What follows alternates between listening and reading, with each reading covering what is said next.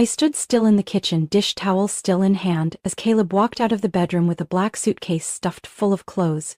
He didn't look at me, his eyes were fixed on the hardwood floor, as if the ground itself could explain the decision he was about to make. "Where are you going?" I asked, my voice raspier and lower than usual. Caleb paused in the hallway, gripping the handle of his bag so tightly that his knuckles turned white. "I can't stay anymore." I had sensed this coming for weeks. The way he avoided eye contact, the late nights, the unfamiliar perfume lingering on his collar. But knowing is one thing. Watching him actually leave was something else entirely. A cold blade sliced straight through my chest. "For who?" I asked, the question falling from my lips like a verdict. Caleb closed his eyes. He was never good at lying. "It's Lana." I let out a dry, broken laugh like it had burst out of my body before I could stop it. Lana, the intern who joined his company 3 months ago. Barely 25, hair as golden as sunlight, always trailing behind him like a shadow. I had seen the way she looked at him. Like a prize that hadn't been claimed. And him, the man who had been my husband for 12 years, chose to walk away for that look. "Figured," I said, steadying my voice. "But I still hoped you wouldn't stoop that low." He turned away, as if he couldn't stand my gaze. I gripped the edge of the kitchen counter. "What about this house, Caleb? What about the loan we co-signed? Are you just going to leave it like you're leaving this family?" "I'll send money," he replied, his voice tired, as if he were the one who'd been betrayed. "I'll contribute every month." I stepped out of the kitchen and stood in front of him. "You think a few $100s is enough to make up for all those nights I pulled 12-hour ER shifts, came home, cleaned, cooked, and put our son to bed alone?" Caleb was silent. No answer. Just cowardice. "Then go," I whispered, my throat tightening. "Take all your empty promises and walk out of our lives." He didn't say another word, just turned, opened the door, stepped out and closed it, so softly it was terrifying, as if none of it had ever happened. I stood frozen. The house was painfully silent. Every wall, every cupboard corner, every tick of the clock echoed with crushed memories. I had once believed in them. In the night we signed the papers for this house. In the moment our son first called him Dad. In those weary, wordless hugs after long shifts. All of it, now shattered in a single afternoon. I wiped my tears with the back of my hand and walked toward the living room. Liam, my 8-year-old son, was sitting on the rug playing with building blocks. He looked up as he saw me, his innocent eyes instantly sensing something was wrong. "Mom, are you crying?" I sat down next to him and pulled him into a tight hug. That small body was all I had left. I couldn't let him be hurt anymore. "Your dad, he's not going to be here anymore, Liam," I whispered. "But I'm still here. I'm not going anywhere." Liam said nothing, he just held on to me tighter. And in that moment I knew I didn't have time to fall apart.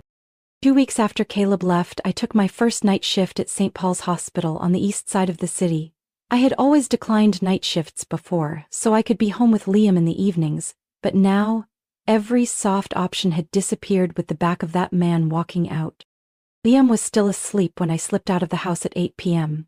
He hadn't asked any more questions since the night I told him about Caleb, but I knew he was swallowing the sadness whole. Kids do that. They think they need to be strong. For us, the shift lasted 12 hours. Patients came and went nonstop, call bells ringing, footsteps echoing down the halls, heart monitors beeping without end. I worked like if I stopped for even 1 second I would fall apart. Every injection, every dressing change was how I kept myself intact. The next morning I drove home through a thin mist, my body feeling like it was unraveling. But what brought me to my knees wasn't exhaustion. It was the sight in front of me. Liam sitting alone on the couch, hugging his old stuffed bear, eyes shadowed from lack of sleep. "You stayed up all night?" I asked, trying to keep my tone even. He just nodded, not looking at me. "I can't sleep when you're not here." I sat beside him and wrapped him in my arms. I didn't even have the strength to cry anymore, only a long exhale that ached all the way through my chest. The days that followed were an endless loop that drained every cell in me. 2 hours of sleep, wake up to take care of Liam, throw together a rushed lunch, grab another nap, then head back out. Every time I looked in the mirror, I saw a woman with deep under-eye circles, messy hair, and cracked lips. But I had no other choice. If I didn't work, we wouldn't have money for bills, let alone the looming mortgage. Liam wasn't the same cheerful boy he used to be. He spoke less, stayed quiet, and never mentioned his dad. After school, he'd go straight to his room, shut the door, and bury himself in books.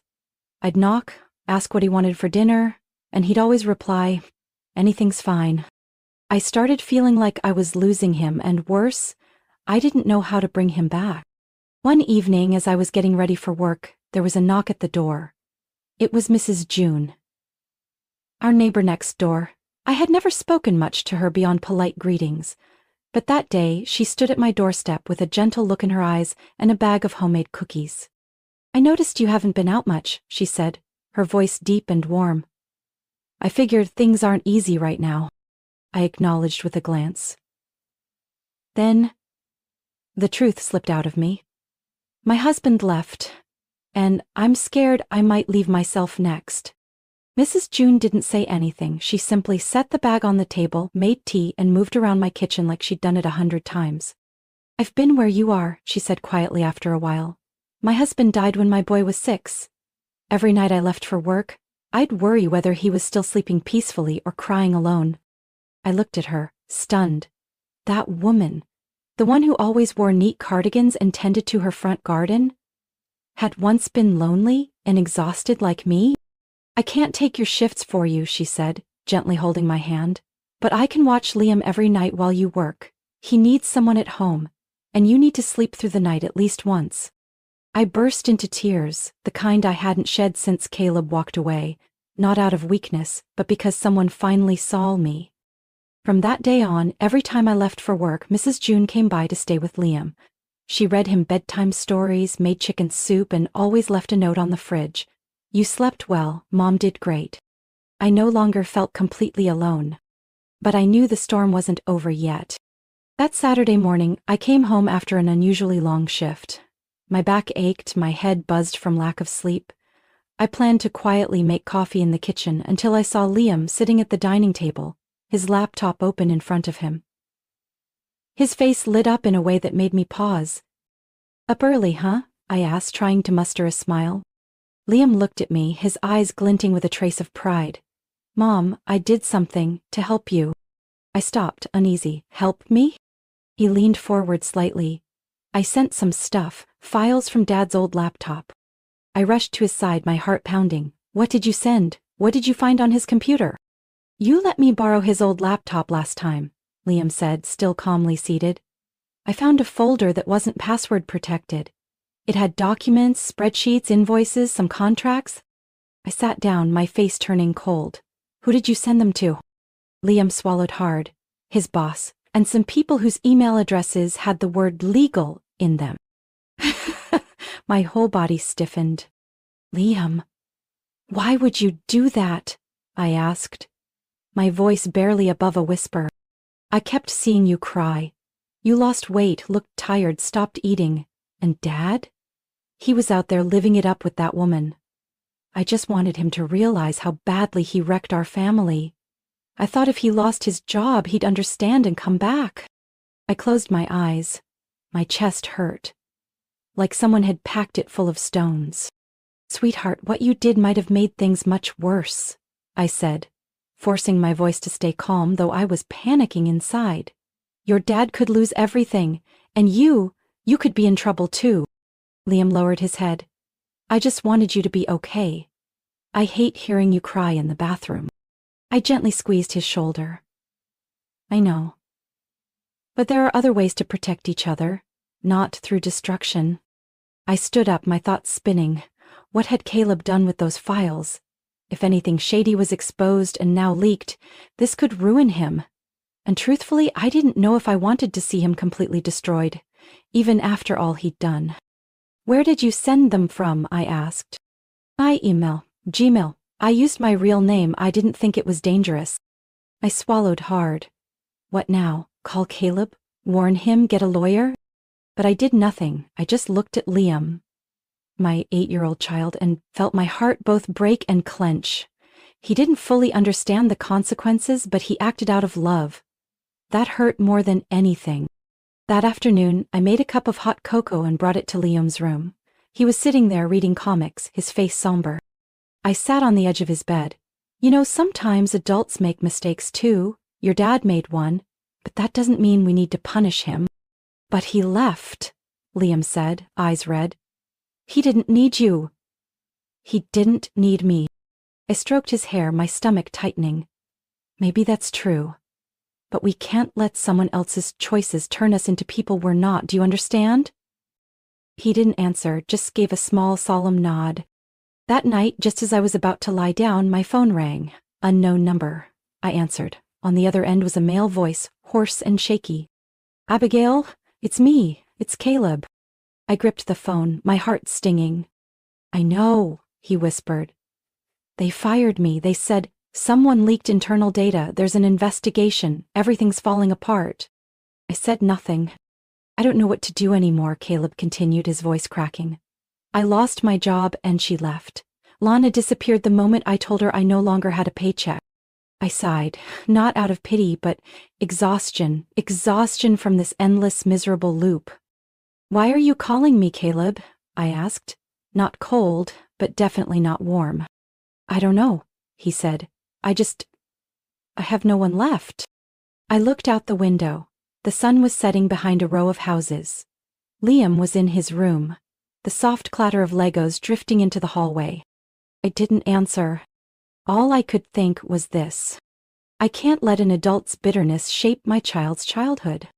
2 days later, I was standing in line at the pharmacy when I received an email from the legal department of Caleb's company, an official confirmation that he had been terminated for ethical violations and unauthorized interference with internal data. The language was cold, sharp as a blade. I thought I was mentally prepared, but when I read the line about referring the case to an external audit, my hands started to shake.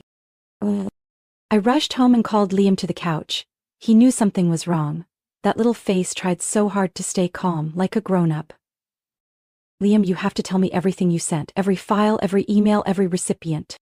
He bit his lip and pulled out a small notebook I didn't even know he had hidden under his pillow. I wrote it all down. I didn't want to forget. I flipped through the pages.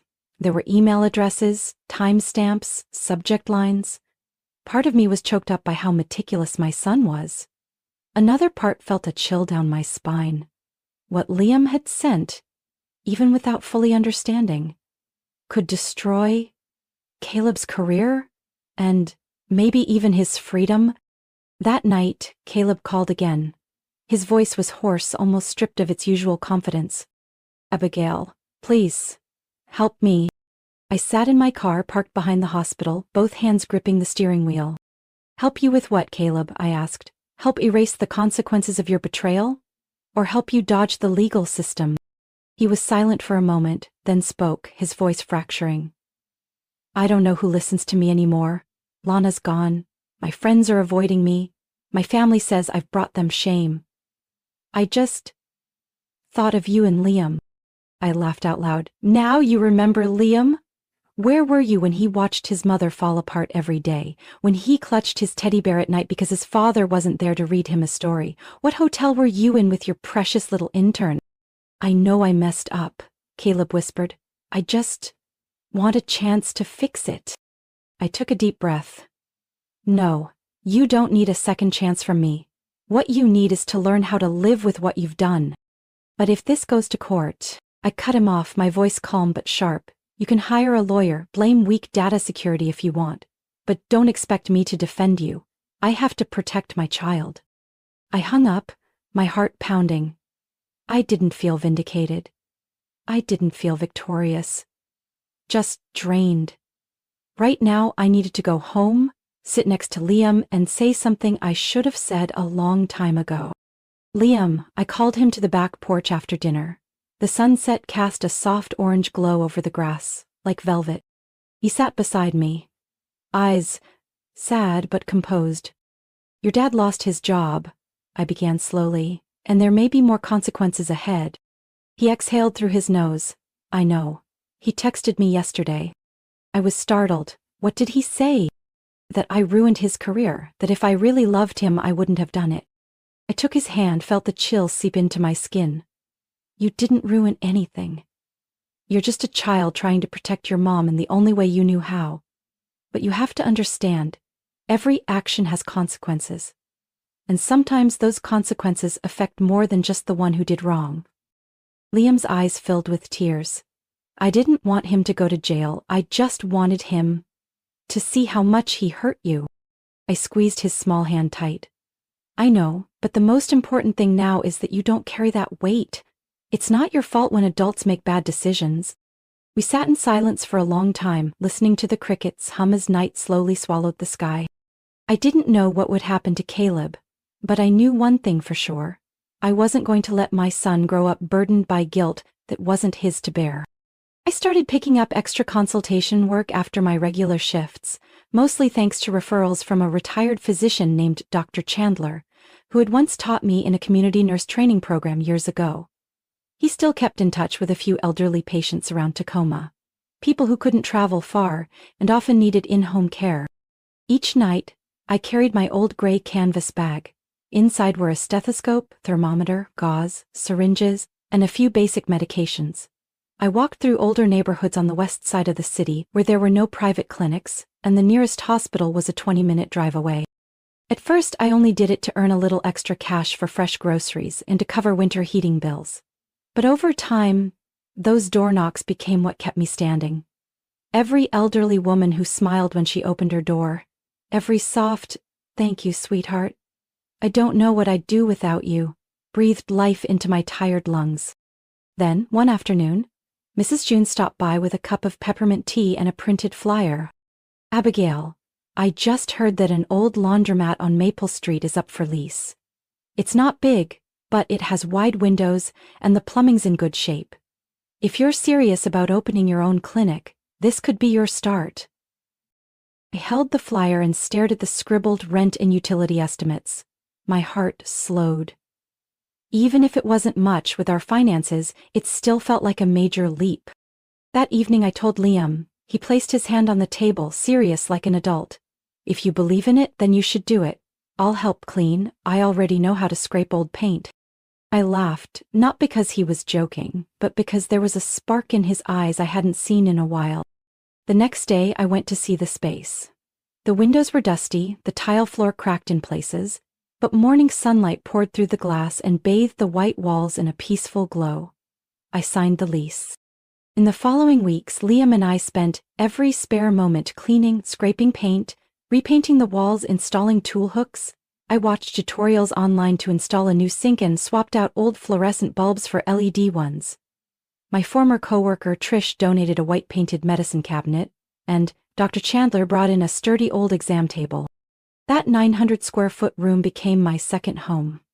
I didn't have a big sign, a receptionist, or an automated booking system, but I had skilled hands, listening ears, and a heart that had once been shattered. Enough to recognize pain without judgment. My first patient was a little boy with an ear infection. His mother, a single mom who had just lost her job and didn't qualify for insurance, brought him in. I treated him for free and showed her how to warm garlic in oil to soothe his ear while she waited to afford medicine. Word spread faster than I expected. A week later, an elderly woman from the corner house stopped by for aching joints. Then a construction worker with a minor burn came in for bandages and ointment. I started recording medical notes in a notebook and taped a small sign at the entrance. "Community care, pay what you can." I wasn't richer, but I felt more fulfilled. One day, while I was reorganizing the medicine shelf, Liam walked in holding an old cardboard box. "I found this in the garage. Maybe we can turn it into a little first aid kit for the front desk." I hugged him. No words needed, we were rebuilding a life together, from humble pieces but with solid hands. That evening, I sat on the clinic steps, watching the streetlight reflect off the glass. Behind me were the medicine cabinet, the exam table, and the towel Liam had hung in the corner. One thing was certain. I no longer lived in anyone's shadow. I was lighting a path for myself and for others. That June, after nearly a year of living on careful savings, I managed to send Liam to a 10-day summer camp at Arrowhead Lake. Surrounded by mountains, forests, and fresh air, I knew he desperately needed. I understood he still carried wounds deep inside, and sometimes, a child needs distance from memory to learn how to breathe freely again. On the morning I dropped him off, I stood by the roadside waving. The sunlight glinted through the bus windows and lit up his eyes as he turned to look back at me. He said nothing, but in his gaze, I saw a quiet peace he hadn't felt in a long time. I returned to the clinic. It looked the same, simple, complete, quiet, and warm. That day, I replaced the flowers in the glass vase on the desk and organized my patient files. No Lego sounds, no little voice reading aloud from the corner. An emptiness I still felt, but no longer feared. Finances had begun to stabilize. I didn't flinch every time a utility bill arrived. Old patients referred their neighbors, and from there word spread to families with elderly members needing long-term care. A nearby bakery owner would send over gift vouchers whenever I helped her mother recover after a stroke. Life wasn't luxurious, but it had meaning. One Sunday afternoon, I was restocking the medicine drawer when there was a knock at the door. I opened it. Dr. Chandler stood there, holding a worn wooden box. "Got room for this?" he asked, eyes twinkling with his familiar warmth. I opened the lid. Inside was an old brass stethoscope, next to a black and white photo of him standing in front of his clinic 30 years ago. "This was the first stethoscope I ever used," he said, his voice soft. "I think it belongs with someone who understands healing is more than just medicine." I clutched the box, unable to speak. In that moment, every sleepless night, every sacrifice, every silent battle became worth it. That night, I got a call from the summer camp. It wasn't bad news. Just Liam's counselor wanting to share that he had helped his cabin mate after a hiking injury, and even showed others how to dress the wound. "He's very mature," the teacher said, "seems to understand how and when to care, better than most kids." I went still, something tangled inside me quietly unraveling. When Liam came home, I was waiting at the gate. He ran straight into my arms, his embrace so tight I couldn't stop the tears. That moment, I realized we'd made it through the storm and hadn't lost each other. "You know what, Mom?" Liam said during dinner that night. "Everyone at camp thought you were a doctor. I told them you didn't have a big clinic, but you're better than most. Because you actually listen to people." I laughed, stirring my tea. "I'm just a nurse, sweetheart." "But to me," Liam said firmly, "you're a healer." There was no space left in me for regret, only gratitude. Grateful for Mrs. June, who stayed with my son through nights without power. Grateful for Dr. Chandler, who believed in a former student who had stumbled. And grateful for myself. For the woman who once thought she couldn't go on, but still moved forward, step by quiet step, with no fanfare. Only resolve. By the end of that summer, I hung a small sign on the front window. "Healing Room, Abigail's Clinic." I didn't need anything more.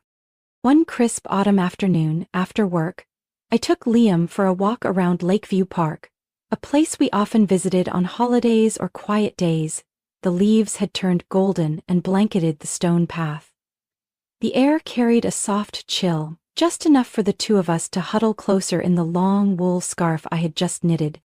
We walked side by side, sharing stories from our day. Liam told me about a classmate who had learned a coin trick. I smiled, leaned in to listen, and then stopped in my tracks. On a distant bench beneath bare branches sat a man alone. His body hunched forward, hands loosely draped over his knees, his eyes blank as they stared out at the still surface of the lake. The wind swept through his thinning hair, revealing graying patches and a sunken, unmistakable face. "Caleb." I recognized him instantly, not by his appearance, but by the collapse etched into every sluggish movement. The eyes that once brimmed with smugness were now empty. His clothes were wrinkled, shoes worn thin. The man who had once walked away from me, and our son with the confidence of starting a new life, now sat there like a shadow fallen out of the world. Liam saw him too. He paused, a flicker of emotion in his gaze. Caleb looked up at the sound of footsteps, and our eyes met. No defiance, not even an apology, just a faint, blurry look, as if he wasn't sure he deserved to be recognized. I held Liam's hand. His hand was bigger and warmer now, but the feeling still grounded me in a strangely peaceful way. Caleb didn't get up. He didn't say my name. He just watched, like someone behind glass looking in on the life he'd lost by his own doing. I gave a small nod. Not a greeting, not a judgment. Just a quiet gesture for a stranger who had once passed through my life and left behind an aftershock. Then I turned to Liam. Want to stop by the ice cream shop on the corner? He gave a small shrug and we kept walking. I didn't look back. I didn't need any more explanations. Because I had come far enough to understand that forgiveness doesn't mean acceptance. Forgiveness means no longer giving someone the power to drag you back to where you once broke. Caleb was part of my story. But he left, and I moved forward. My little healing room still glows every evening. People still knock. For scrapes or sometimes just a bit of advice when they're tired. I'm not a doctor, not a therapist. But I'm someone who listens. With everything I've lived and overcome. That night, as Liam and I sat on the clinic steps eating ice cream, he looked up and asked, "Are you still mad at Dad?" I paused for a moment and said, "No, I'm not mad. I haven't forgotten either. But I don't want to hold on to anything that hurts me anymore." He lowered his gaze slightly, as if understanding what his 8-year-old self couldn't quite put into words. He leaned his head on my shoulder. Nothing else needed to be said. The breeze carried the scent of cinnamon from the coffee shop down the street. The yellow streetlights cast soft glows on the pavement. I watched the people passing by and felt a strange, light ease inside me. I was no longer the woman left behind. I was the one who chose to move forward. My story didn't begin in strength, it began in pieces. But betrayal and pain taught me how to rise, not for anyone else, but for myself and my son. I wasn't seeking revenge, and I wasn't living for anyone's regret. I was living to heal others and myself. In real life, the most valuable thing isn't a perfect family. It's the courage to walk away from what breaks you and begin again with what's left. What do you think about Abigail's journey and her choice when facing the past? Share your thoughts in the comments below. And don't forget to follow the channel for more meaningful stories about life and family.